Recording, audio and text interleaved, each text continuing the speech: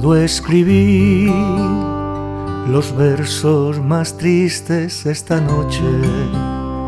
Escribir, por ejemplo, la noche está estrellada y tiritan azules los astros a lo lejos. El viento de la noche gira en el cielo y canta.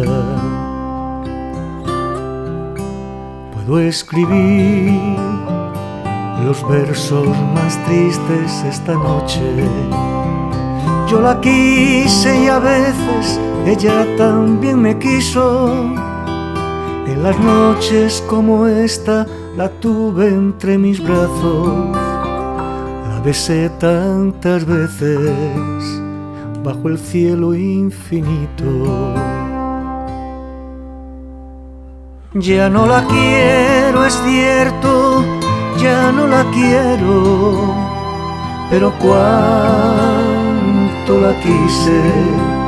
Ya no la quiero, es cierto, ya no la quiero, pero cuánto la quise. Mi voz buscaba al viento para tocar su oído, pero cuánto la quise. Ya no la quiero, es cierto, ya no la quiero, pero tal vez la quiero. Es tan corto el amor y es tan largo el olvido.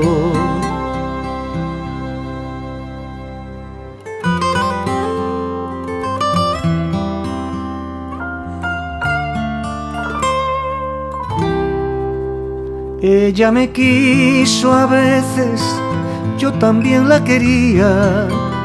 ¿Cómo no haber amado sus grandes ojos fijos? Puedo escribir los versos más tristes esta noche. Pensar que no la tengo, sentir que la he perdido. Ya no la quiero, es cierto, ya no la quiero, pero cuánto la quise.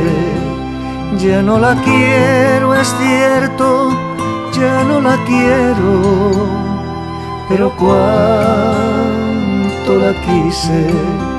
Mi voz buscaba al viento para tocar su oído, pero cuánto la quise. Ya no la quiero, es cierto, ya no la quiero, pero tal vez la quiero. Es tan corto el amor y es tan largo el olvido,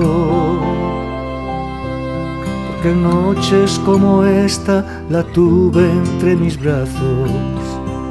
Mi alma no se contenta con haberla perdido, aunque este sea el último dolor que ella me causa, y estos sean los últimos versos que yo le escribo.